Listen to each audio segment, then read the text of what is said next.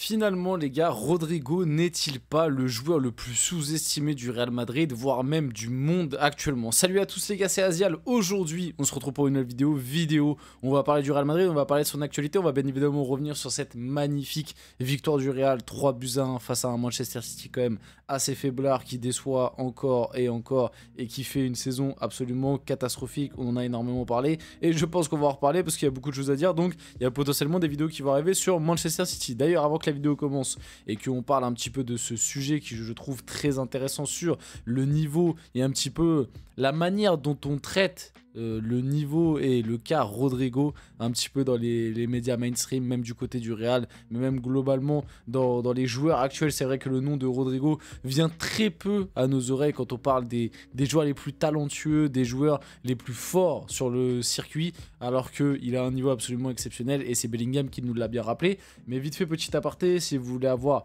le débrief de ce Real Manchester City, il est disponible sur la chaîne. Il y a aussi le débrief de PSG Brest, donc n'hésitez pas, allez-y, régalez-vous, ça fait plaisir. Donc dans cette vidéo on va revenir et on va discuter un petit peu des propos de Bellingham à la fin du match face à Manchester City, des propos qui, je vais pas mentir, moi m'ont assez surpris, qui viennent lâcher ça et tout. Grand respect, hein, parce que dans le fond, je trouve qu'il a pas mal raison et ça permet aujourd'hui de faire cette vidéo et de faire ce petit débat autour de Rodrigo. Mais honnêtement, après une victoire 3-1, où t'as un Mbappé qui a mis un triplé, où globalement toute l'équipe a fait un bon match et Bellingham compris, c'est pas son match référence, mais je trouve qu'il a été bon. Il aurait pu parler d'autre chose. Non, lui, il a bien mis l'accent sur le fait que Rodrigo était sous-estimé, était l'un des joueurs les plus talentueux, les plus doués de l'équipe et du coup aussi du monde par la même occasion. Donc j'ai envie d'en discuter dans cette vidéo. Avant que la vidéo commence, n'hésitez pas à liker, commenter, partager, vous abonner, ça fait toujours plaisir, ça aide pour le développement de la chaîne et comme d'habitude je remercie tous ceux qui le font aussi. Activez les notifs les gars, c'est important d'activer les notifs, comme ça vous savez quand les vidéos sortent. On peut y aller dès maintenant. Donc sous-estimé, le plus doué de l'équipe, Jude Bellingham couvre de louanges Rodrigo. Il a déclaré: pour moi, Rodrigo est probablement le joueur le plus talentueux et le plus doué de l'équipe. Il est tellement sous-estimé et honnêtement...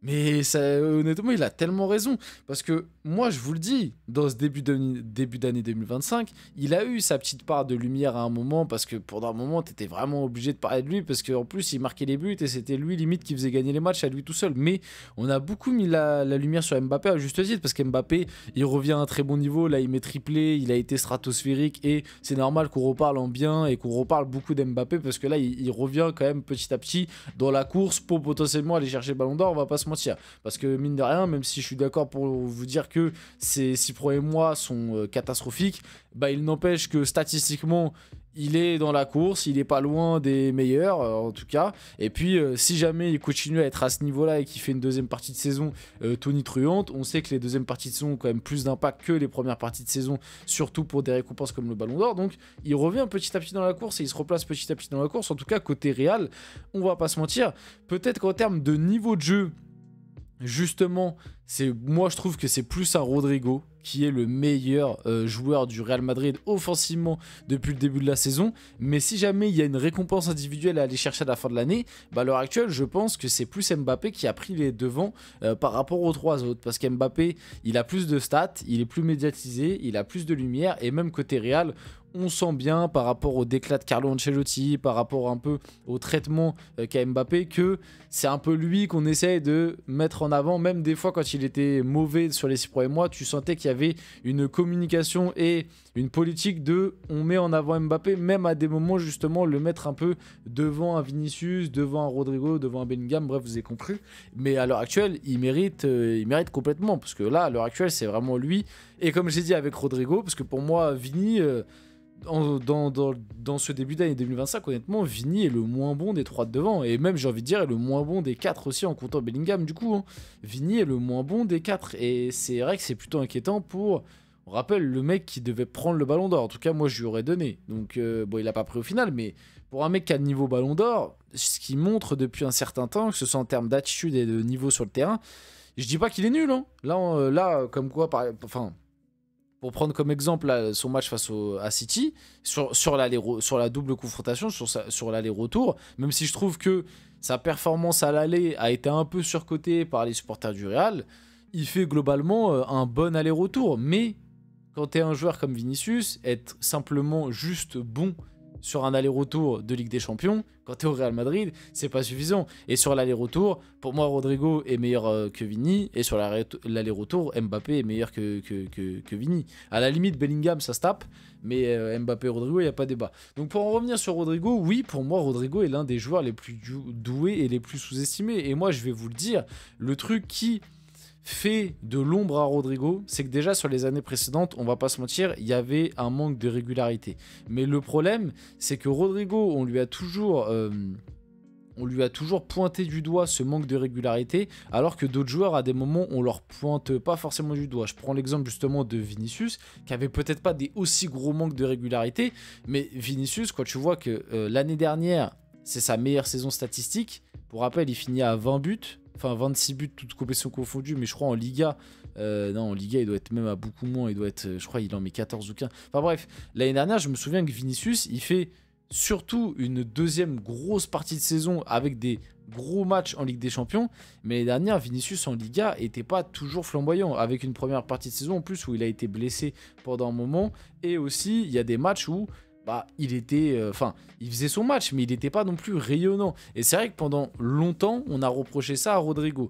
De plus, l'autre chose qu'on lui reproche, je pense, c'est tout simplement le fait qu'il soit moins bling-bling, moins médiatisé, moins à faire des polémiques, moins être sur le devant de la scène. En fait, c'est moins un mec qui va venir prendre la parole, c'est moins un mec qui va se mettre en avant, c'est un mec plus réservé, plus calme, plus aussi collectif. Même si je suis pas en train de dire que Vini, Mbappé et tout ne le sont pas, mais lui, tu sens qu'il a vraiment ce truc de collectif, de penser d'abord aux résultats de l'équipe avant de penser à mes statistiques, à mes passes D, si je vais faire des différences. Lui, il est vraiment là pour servir l'équipe, c'est-à-dire que si jamais il est en face à face, mais qu'il sait que s'il fait la passe, il y a plus de chances de marquer, il va faire la passe. Là où un Mbappé, un Vinicius à des moments, ça veut pas dire que...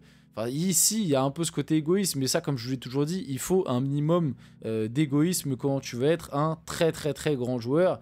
Faut pas juste que ça rentre trop dans la caricature, comme ça l'était par exemple à un moment avec Mbappé, où sur sa fin d'aventure avec le PSG, c'était caricatural. Le mec, c'était vraiment l'égoïste pur, vraiment à des moments même, ça en devenait limite gênant. Mais Rodrigo, ouais, il est pas du tout dans cette veine-là. C'est-à-dire que c'est vraiment un mec plus collectif, plus dans le jeu, du coup un peu plus discret, moins dans les stats. Même si cette année, finalement, il a de très bonnes stats. Mais ouais, en termes de talent, en termes de tout, en fait, de rapport avec le ballon, Rodrigo, c'est un joueur exceptionnel. Et moi, je vais vous le dire, je pense que le jour, alors je sais pas si ça arrivera, mais je pense que le jour où on se rendra compte que Rodrigo est un joueur exceptionnel, c'est le jour où il partira du Real.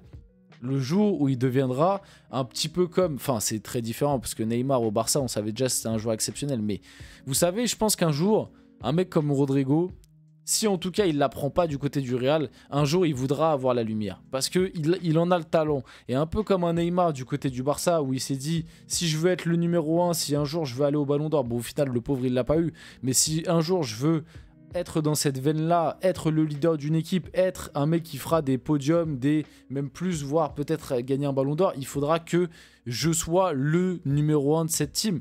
Et un jour, peut-être que tout ça fera partir Rodrigo, parce qu'au Real Madrid, sur les prochaines années, ça risque d'être compliqué. Avec l'arrivée d'Mbappé, Vinicius qui, on ne sait pas s'il va partir ou pas, mais en tout cas pour l'instant il est là. T'as même Bellingham. Bon voilà, pour l'instant ces trois mecs médiatiquement en tout cas sont devant lui en termes de niveau de jeu. Pour moi, Rodrigo, comme j'ai dit, sur cette saison c'est le meilleur, mais en termes de médiatisation, les trois que je viens de citer sont devant lui. Il a dit certaines des choses qu'il fait avec le ballon. Je me dis, mais comment je me tordrais les chevilles si j'essayais de faire la même chose que lui. Et c'est vrai qu'en plus, très récemment, il nous a quand même sorti quelques moves là. Et en plus, oui, c'est un truc aussi qu'il ne faut pas oublier, c'est que Rodrigo ne joue pas à son poste.